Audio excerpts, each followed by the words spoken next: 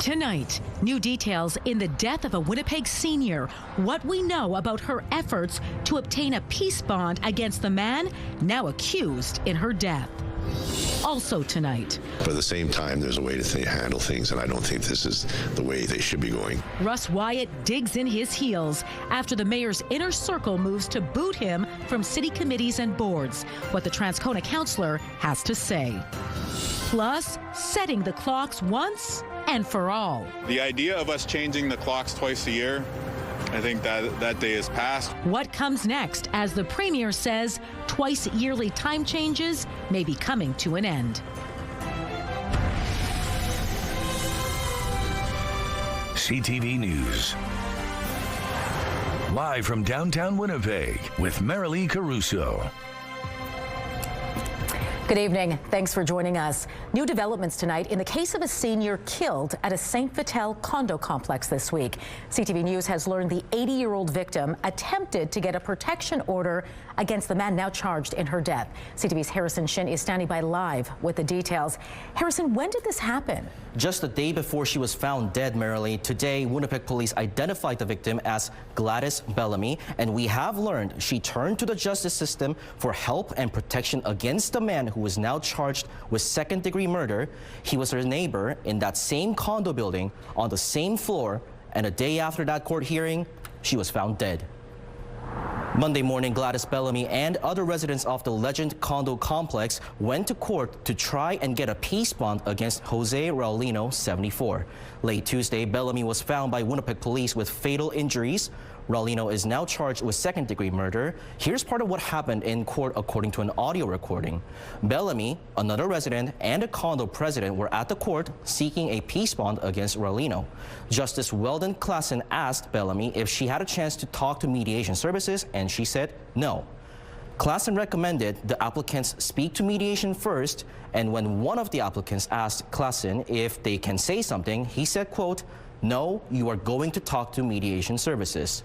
Then one of the applicants asked if there is no choice. Klassen said, quote, "Yeah, I am recommending it. If you go against that, it is probably not a good idea." About 30 minutes later, a mediation services representative said the parties want a trial, and Klassen said that it's going to take a while since, quote, "Judicial justices of the peace are in short supply, and there's a lot of courts we preside over." A spokesperson for the courts said upcoming court dates for Raulino are May 4th and June 1st. May 4th is the day related to the peace bond under Section 810 of the Criminal Code. Now, that refers to legal protection sought by anyone who believes another person will cause personal injury to them. We reached out to Bellamy's family for comment. We haven't heard back. Harrison, what are Raulino's lawyer and the Justice Minister saying about this? Well, we reached out to Raulino's lawyer for a comment. We are waiting to hear back. Justice Minister Matt Wiebe offered his condolences to Bellamy's loved ones, but declined to comment, saying the matter is currently before the courts. All right, thanks for this, Harrison. A former Winnipeg teacher has pled guilty to sexual exploitation and luring involving underage girls. But first, a warning, this story contains details which may be disturbing to some viewers. 38-year-old Matthew Mousseau pled guilty to a number of sexual-related offenses, including sexual exploitation, voyeurism, accessing child sexual abuse material, and providing liquor to minors. In an agreed statement of facts, court heard police first detained Mousseau as part of a retail theft initiative at Polo Park Mall in May of 2024. Officers discovered a cell phone with child sexual abuse material on it. Investigators later learned Mousseau used a hidden camera to record children and adults in various stages of undress within the family change room at Seven Oaks Pool. Court also heard how Mousseau groomed a student who came to him for guidance following the death of two family members. The relationship turned sexual. Mousseau also had a sexual exploitive relationship with a separate student in 2019 while employed as a support worker in an after-school program. The Crown is seeking a sentence of up to 28 years in prison. Mousseau is expected to be sentenced later this year. Transcona City Councilor Russ Wyatt is speaking out tonight, saying he's disappointed by the mayor's move to restrict his City Hall duties. Next week, council will vote on a motion to remove him from a handful of committees and boards. following his arrest for sexual assault. Wyatt spoke to CTV News outside a committee meeting he was chairing at City Hall this morning. CTV's Jeff Keel was there to talk with him and joins us now live. So, Jeff, what is Wyatt saying about the motion to bar him from these meetings? Wyatt says the court process should play out first, adding the presumption of innocence pertains to public figures too.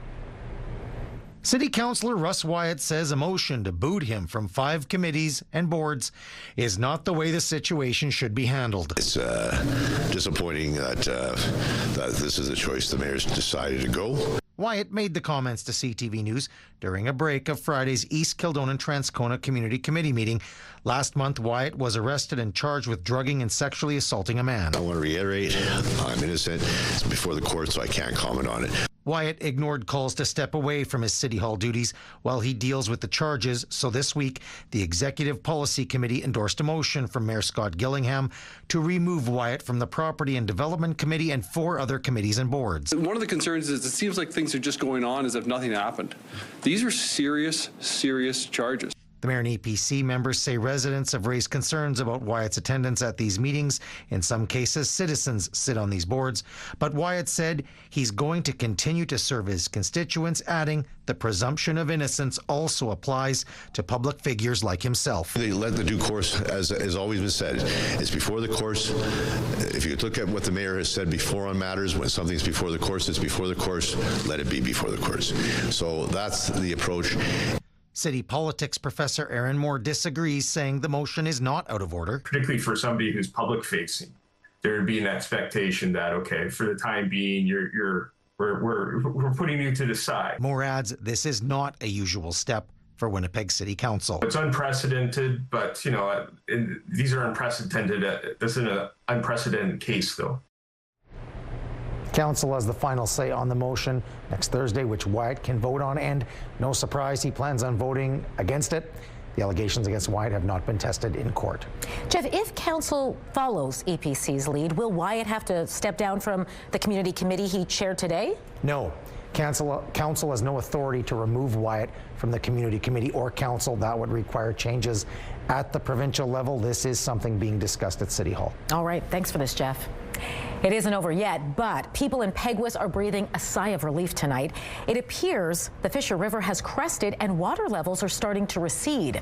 Officials from the First Nations say the water appears to have moved back about 3 feet from where it was yesterday. Chief Stanbird is praising his community tonight for the hard work and preventative measures they've put in place. Still, the community is staying vigilant and keeping a very close eye on the river.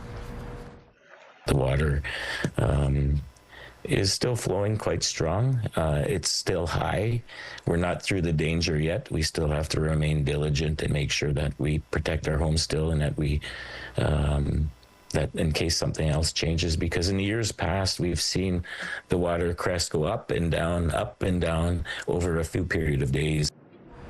That was Doug Thomas, the Director of Communications for Peguis. He says in 2022, the river crested 3 times, and then there's always still the threat of rain. Given some homes are still surrounded by water tonight, he believes it's just too early to say that they're in the clear. All right, let's bring in Colleen Brady now and get a first look at your Skywatch evening forecast. What are you tracking for us tonight, Colleen? Well, there is the outside chance a shower or two could move through that region around Peguis, but we have a pretty active radar in the southwest right now. But it's been an interesting week. We've had a string of very warm days, not so much today here in Winnipeg, but the last 3 were. Contrast that with this. We've been talking about blizzard conditions in northern Manitoba. This is what it looked like up in Brochet yesterday. This photo is from Christopher, and that blizzard warning continues right now. My goodness, what a set of conditions folks in northern Manitoba have been contending with and continue. I'll show you how long they will be continuing to contend with those conditions and what the weekend looks like for areas further south of what's coming up. But let's take a look right now through the CTV Live Eye. It's brought to you by Bathfitter, exclusive home of the PermaFit solution. In Winnipeg right now, mostly cloudy. It's windy. Winds out of the southwest at 34, gusting to 48 kilometers an hour. It is 10 degrees. The pressure's rising. That will help to clear out some of those clouds you see there. And the humidity right now, Marilyn, is 35%. Thanks, Colleen. Well, this may be the very last year Manitobans adjust their clocks at the changing of the seasons. The idea of us changing the clocks twice a year, I think that day is past. We're in Manitoba almost certainly at the end of that. We are going to do a consultation over the next few months to get people's perspective. Premier Wabkanu says the government wants to understand whether Manitobans prefer standard or daylight saving time, and indicated he first wants people to understand the health implications of both. Canoe added a decision could be coming as soon as the fall. This comes after Alberta tabled legislation to end the twice-yearly time change, and Saskatchewan's government said it may follow suit, potentially setting the stage for what's being dubbed as a prairie time zone. Meanwhile, the Premier also said the province's planned tax cut on prepared meals and snacks at grocery stores will be expanded to smaller outlets, including convenience stores. Basic groceries are already tax exempt at stores, but the change would remove the tax from snacks, soft drinks, and prepared meals such as rotisserie chickens, as long as it's sold at a grocery store. Convenience store owners cried foul, saying they sell many of the same products and would be at a disadvantage. Canoe says the government studied the issue and did opt to include a wide range of retailers. You're going to see the final word on this when we bring the budget bill in May, but right now, the grocery store, the corner store, wherever you buy food and drinks that you're going to take home for dinner, lunch, what have you, that's going to be tax-free come Canada Day. There's no sign tonight the expansion will be extended to restaurants, though. They've also said it's unfair. They have to continue charging tax on takeout food. Firefighters were kept busy battling a pair of fires overnight. Crews first responded to a grass fire near Lagimodiere Boulevard and Dugald Road shortly before 8 o'clock last night.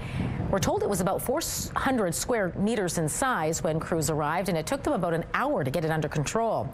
With the weather warming up, the city is asking people to clean up any vegetation in their yards and to not throw cigarette butts at grass planters or out of car windows. Firefighters were also needed to put out a blaze at a commercial building in the 1000 block of Henry Avenue. That's right near the train yard between McPhillips Street and Arlington Street. This fire broke out around 2:30 in the morning. The hazardous materials team had to be called out due to reports of chemicals in the building. The fire was declared under control a few hours later. Both of the fires are under investigation. 3 attacks in just 3 days. A Winnipeg thrift store is speaking out tonight following a string of break-ins, vandalism, and stolen truck parts at 2 locations. CTV's Joseph Bernacki has more on how the organization is trying to recover after a hard week. It's kind of like Christmas all the time, because you never know what you're going to get when you open the box, right? Noreen Chitty loves her job. The Pembina Goodwill store manager never knows what she'll find, but her store was hit this week by vandalism and theft. It was pretty disheartening. In the time that I've worked here, we've had to replace 4 times windows, and the last time I checked, it was $1,900 per windows. Chitty manages the storefront's display of auction items, which usually fetch a higher price. Early Tuesday morning, vandals broke in and stole vintage jewelry.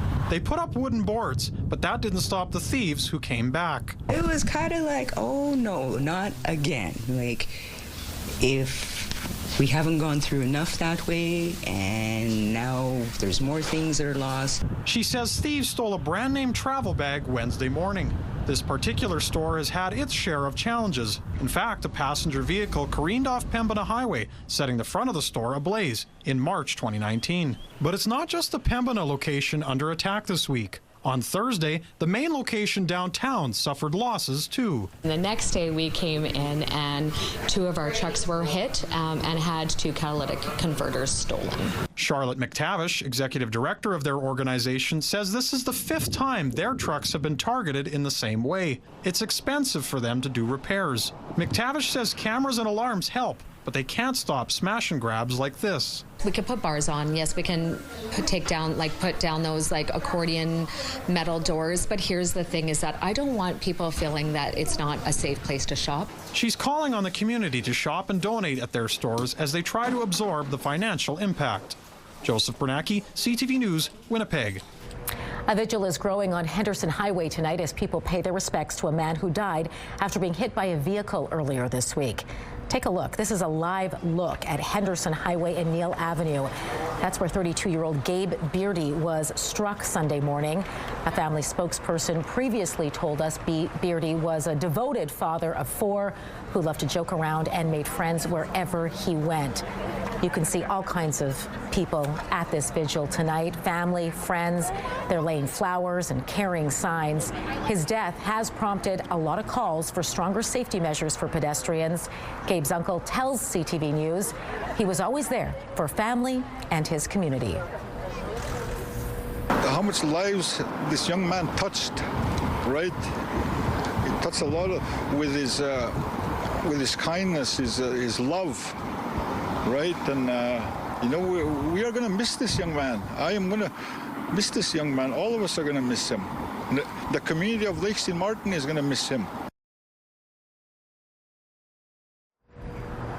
Again, you are looking at a live shot on Henderson Highway. This vigil taking place right now, this hour.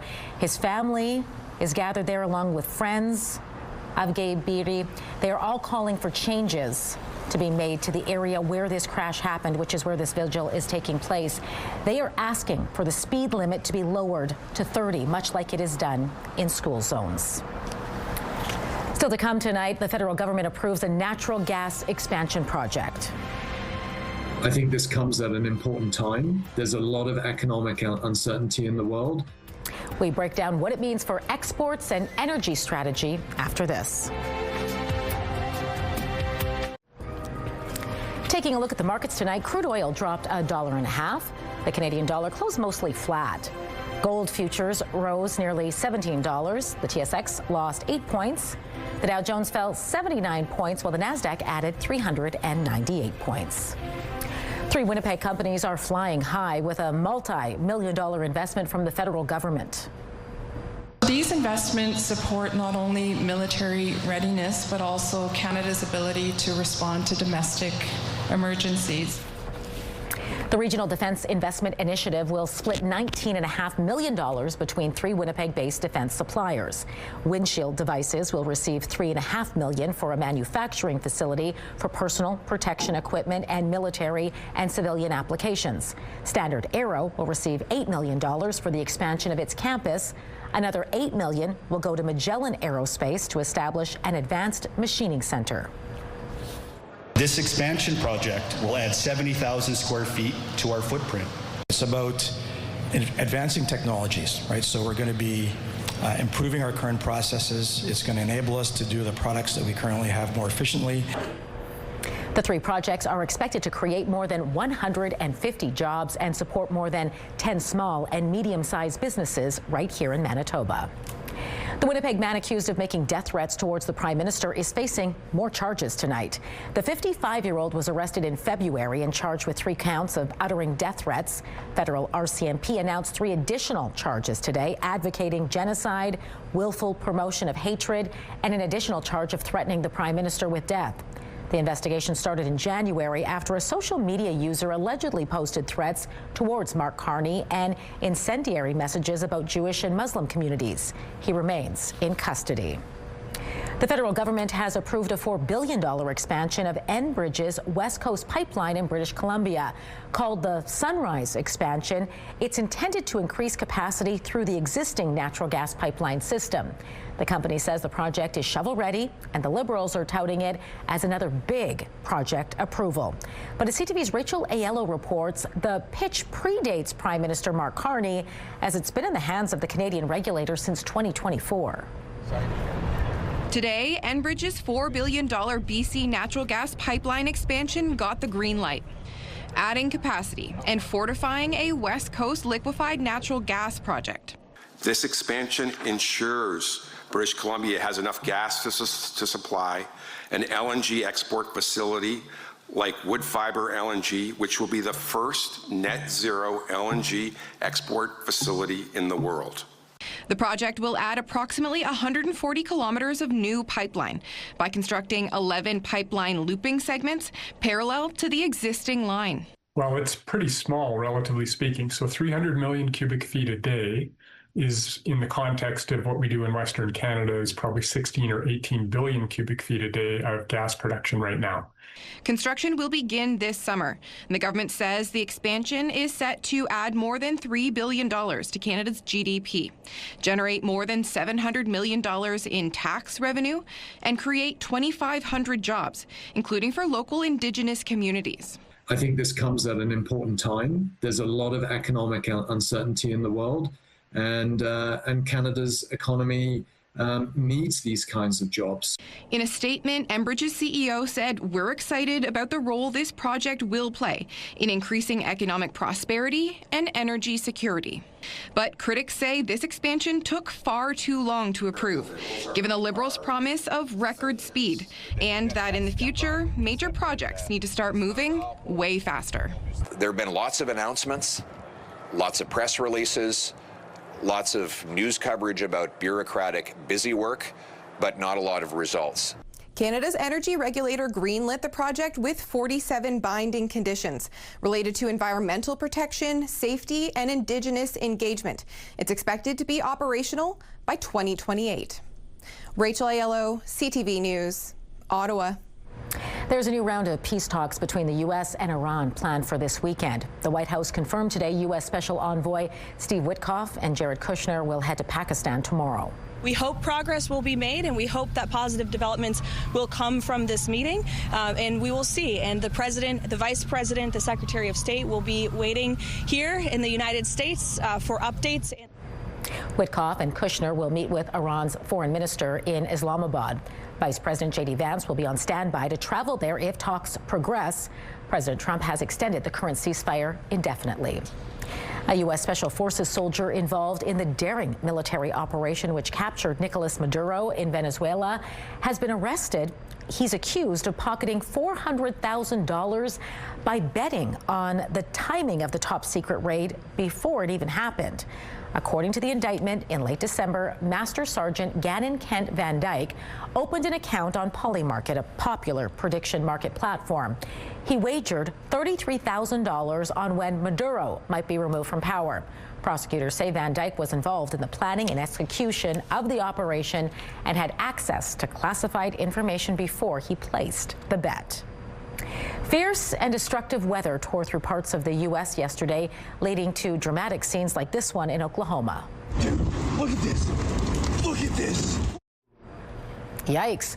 More than a dozen tornadoes were reported in multiple states. Houses and entire neighborhoods were completely flattened. At least 10 people were hurt. The Red Cross is mobilizing to help residents recover. Well, he says he can't wait to look out the biggest window on the International Space Station. Canadian astronaut Joshua Kutrick spoke today about traveling to the orbiting outpost later this year. I feel a lot of excitement. I feel a lot of Canadian pride. I've personally been preparing specifically for this mission for close to 4 years now. The mission involves leaving Earth for 6 months, so it's a long time, and there's a lot of challenge wrapped up into getting ready for that. Some of it is psychological, just getting ready for the isolation, the time away, the risk management part. A lot of it, of course, is also very technical, learning to operate these systems, the vehicles, the space station itself. Kutrick is expected to launch no earlier than mid-September with 3 other crew members. It will be his first space mission, something he says he's dreamed about since he was 6 years old.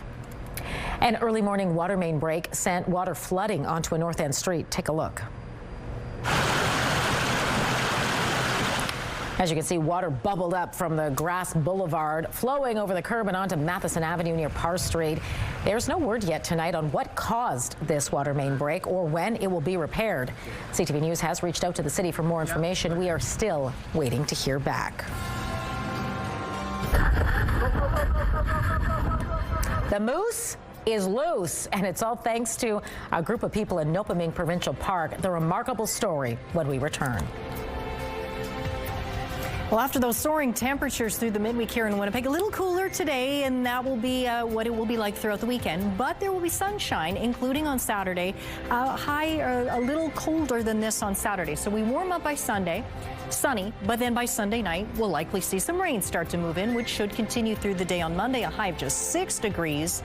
Back up to 8 on Tuesday under a mix of sun and cloud. 10 degrees Wednesday, Thursday, again under a mix of sun and cloud. The weather is getting warmer, and a less than desirable sign of spring has started to emerge. The snow has melted, it's warm, the ticks are out. Associate entomology professor Catherine Rochon says the e-tick database has started to receive submissions from people who've found ticks in Manitoba already this spring. In May and June, we're told most are adults and easily seen. They're usually found in grass and crawl their way higher. But in July, the nymphs emerge, and they're just the size of a poppy seed. From a public health standpoint, it's the nymphs that tend to be more important for the transmission of Lyme disease and other pathogens because they're so small and people miss them. We're all squirming around here looking at these images. There are two main types of ticks in Manitoba, the American dog tick, also known as the wood tick, and the deer or black-legged tick, which can carry 3 kinds of disease. You can find locations where ticks have already been spotted, learn ways to identify them, and how to protect yourself. You can even submit photos of some you found. Just go to the e-tick website or its app. Duty called earlier this week when a moose became trapped in the ice in Nopaming Provincial Park, and thankfully, a man was nearby and willing to help. And I guess I know I'm going to do it because I couldn't go to sleep at night thinking that moose is out there and it needs somebody, and I'm in my house, and you know, how do you sleep at night if you don't try, right? That's Russ Popp. He phoned conservation officers to tell them about the moose stuck in the ice on Bird River before he went out there himself to see if he could rescue it. 3 officers eventually responded, and together they all tried to hack apart the ice between the animal and the shore. But after realizing just how long this was taking and seeing the moose was visibly getting tired, they decided to switch up tactics. And this time they put a rope around the animal's waist and then altogether tried to hoist it onto the ice. And finally he got up on that ice, laid his ears back just to let us know, you better not get close to me. And then he ran off into the bush and we were home free. Pop says the moose population in the area has been having a hard time between wolf attacks, disease, ticks, and last year's punishing wildfire. He's glad he was able to do his part to help out. If you'd like to read more about this rescue, we have a story up on our website. Just head to ctvnewswinnipeg.ca.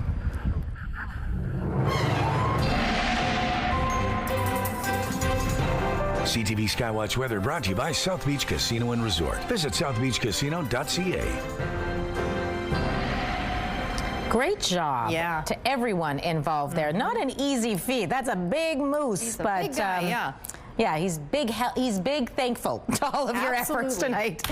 All right, Colleen, am I going to be very thankful for your forecast this weekend? I think it depends. Okay. I think you probably were happier with the temperatures earlier this week than what I'm about to tell you is ahead in the days to come. So you notice with the long-range forecast, not quite the soaring temperatures into the 20s ahead, but we'll see considerable sunshine, but we will also get some much-needed rain come through Winnipeg too. It looks like, as I mentioned, likely Sunday, late in the evening or overnight and into Monday. No rain in the Winnipeg area right now, although there is a little bit of precipitation sort of scattered, picking up on the satellite radar. Looks like a few showers maybe, but maybe even a dusting of a few flurries. Now it's cloudy in Brandon. Dauphin, there's a possibility that some of this is about to move right through your community. And up in the Interlake there, is close to the area where Peguis is. This may well just be some ground effect. Partly cloudy conditions reporting there. And next door in northwestern Ontario, you can see this big area of clearing skies. And that's after substantial rain and snow moved through parts of that part of the province over the last couple of days. Bringing us to our blizzard warning. Now, blizzard conditions are starting to lighten up enough that Lynn Lake is no longer under the blizzard warning. That's really just changed in the last few minutes. But Brochet to Dooley Lake, over into Gillam and Shamattawa still under a blizzard warning, although I was just checking in on Dooley Lake and Gillam in particular here too. Still very windy in Gillam. The snow's still coming down. Same thing for Dooley Lake. Not quite strong enough to warrant blizzard warning. So we'll likely see this knockdown rather. That is the expectation. That Environment Canada thought that these outright blizzard conditions would start to ease up tonight. The snow, though, won't be easing up really throughout the weekend for some northern communities. Gillam you may see the blizzard warning end, but 5-10 centimeters rather of snow is still headed your way tonight. But so you can see really back across much of the north that snow continues to fall.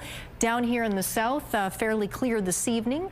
At least here in the southeast. But as we go through the evening hours and into the overnight, you see that snow starts to move further north, and you see the color starts to lighten up. That tells you the snow will be lightening up.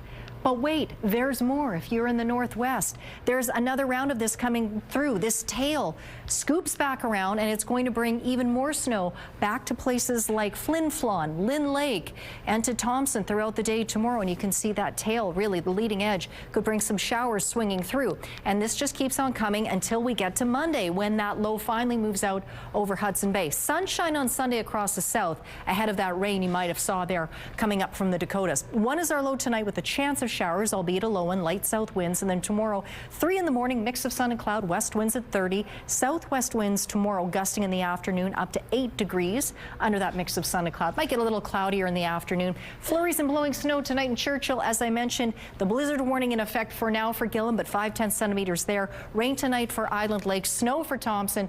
You name the precipitation type, they're getting it. Thompson tomorrow, that snow arrives in the afternoon, a high of 1 degree.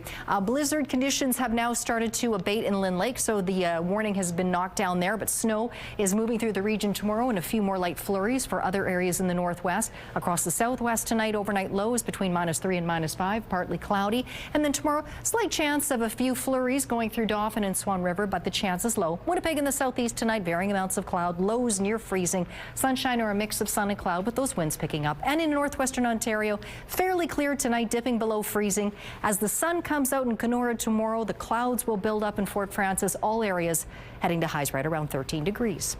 Our first weather photo is from Cheryl. Look at these magnificent clouds. These popped up as the trough of low pressure was moving through the Winnipeg region yesterday. Great shot. And this next one is from Kayla, sent to us from the Peguis First Nation. Hopefully a sign of optimism there with that lovely rainbow. Send us your weather photos to winnipegweather@ctv.ca. It's not one thing or another, but it's actually bringing those things together. Protecting yourself from dementia, what experts say you can do to reduce your risk. The season of sneezing is back. Spring is here, and for up to 9 million Canadians and 1 million dogs, that means allergy season is underway. Joining me now to talk more about how to navigate it is Dr. Christine McCusker, a professor of pediatrics at McGill University who specializes in allergies. Christine, good to speak with you. Good to speak with you. First, maybe just give us an idea what the main causes and triggers of seasonal allergies are. So the primary causes are sensitization to the pollens that circulate, and they generally circulate at different times of the year, and it depends on your geographic location exactly what time they start and what time they finish. But in early spring, where we are right now, it's primarily the tree pollens. And although the trees probably aren't green and budding exactly the way you think they're going to be green and budding before the pollens start, the pollens actually precede some of that a little bit. So the pollen counts actually have come in full force and are quite high right now. And then as we move through the rest of the spring, the grasses are going to start to pollinate, and then that's another set of pollens that can cause allergies. We sometimes run into problems with some outdoor molds during the midsummer, and then towards the end of the summer we start dealing with the weeds that pollinate. And so that takes us all the way through until usually the first frost, when finally the seasons will end. All right, they're coming at us from all fronts, it sounds like. Summers are short, so we like to make the most of them, especially here on the prairies. What are some practical strategies we can do to reduce our exposure to pollen? So we do recommend that you try and reduce your exposure, and that doesn't mean you don't go outside, but it also means that you don't necessarily bring the outside in. So we suggest you keep windows closed and you use heat pumps or air conditioners or air purifiers to try and keep the air within your house as low pollen as possible. We suggest, although it's nice, we suggest you don't dry clothes outside on laundry lines, as you'll be bringing the pollens into the house again on the clothes, and if you're drying bed sheets every night when you go to bed, you'll be inhaling all the pollens that are coming in on those sheets. So those are our number 1 and 2 sort of recommendations about prevention or avoidance of the the pollens, and then of course it's the management of the symptoms. Speaking of that, what are the tips then to manage those annoying symptoms of allergies? Yeah, so it also depends on the individual, it depends on what else is going on and what their symptoms are, but basically the baseline treatments are antihistamines, and we strongly recommend that you use the antihistamines that don't cause sleepiness. Some of the more popular antihistamines, or the word that comes out of everybody's mouth, is Benadryl, and the problem with that is it causes drowsiness, and that can really affect ability of individuals to do their regular day. So going for the non-sedating antihistamines is really the option of choice. And one of the tricks that people don't realize is that the antihistamines, they say they're 24 hours, but they're technically not. They're more like 18 hours. And they say 24 hours because they kind of assume you're going to be sleeping through some of the symptoms or the contacts. And so if you find that you're still having, originally first thing in the morning you take your antihistamine, things are working really well, but by the time you get towards the end of the day, symptoms are coming back, you can actually take a second dose or a half dose of the antihistamine in the evening just to kick you through that 24 hours. So that's another little trick, that just for over-the-counter medication. In addition, we've got many different treatment options to manage symptoms specifically, and that would be done through prescription medications, and that would be something that we would suggest you see your family doctor or your specialist about. But there are so many different options that we have here in 2026 that you don't necessarily have to, quote unquote, suffer through the season. Oh, I like and then this. finally, if it's bad this year, there are options for next year, because there are ways to desensitize you that are quite successful. Takes time, takes effort, but it can be done, and that might actually control your allergies best in the long run. Interesting. All right, Christine, we will have to talk about that another time. Thank you for the tips and strategies, though. Very helpful, especially as we all are sneezing and itching our eyes these days. Have a good night. All righty. Bye-bye.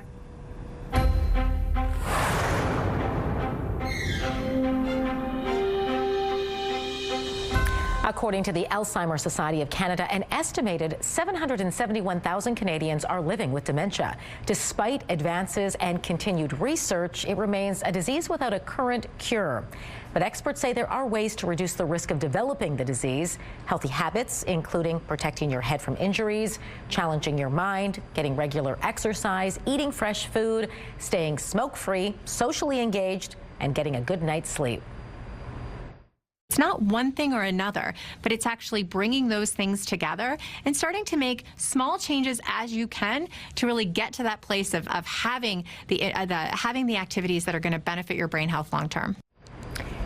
Experts say it's also important to recognize Alzheimer's and other dementia symptoms early and receive treatment, because the earlier treatment is given, the better outcome for current therapies. There's more evidence tonight linking the habit of consuming ready-to-eat, ultra-processed foods with premature death.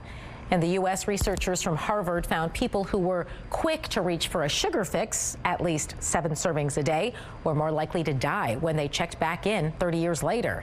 This group was also more likely to die from brain disease like dementia. Those foods with the strongest link to death at follow-up were microwavable meats, artificially sweetened beverages, and packaged breakfast items. Researchers add not all processed foods are created equal, reporting processed whole grains decrease the death effect. Those who maintained a healthy diet as a whole didn't die prematurely. Still in the U.S., where the Food and Drug Administration is moving to fast-track its review of some psychedelic drugs for use as mental health treatments. It's issued national priority vouchers to 3 companies studying 2 substances: psilocybin, the active ingredient in magic mushrooms for treatment-resistant depression and major depressive disorder, and methylone, a drug similar to MDMA for post-traumatic stress disorder. The FDA is also allowing an early-phase clinical study of a drug based on the psychedelic ibogaine of a potential treatment for alcohol use disorder. The actions come after President Donald Trump signed an executive order Saturday directing the agency to prioritize psychedelic drugs which have been granted breakthrough therapy status. Medical Watch is brought to you by Manuke and Koster Denture Clinic. We have every kind of classic car. Get your motors running. The amazing vehicles on display at this year's Rotorama. Spotlight is next.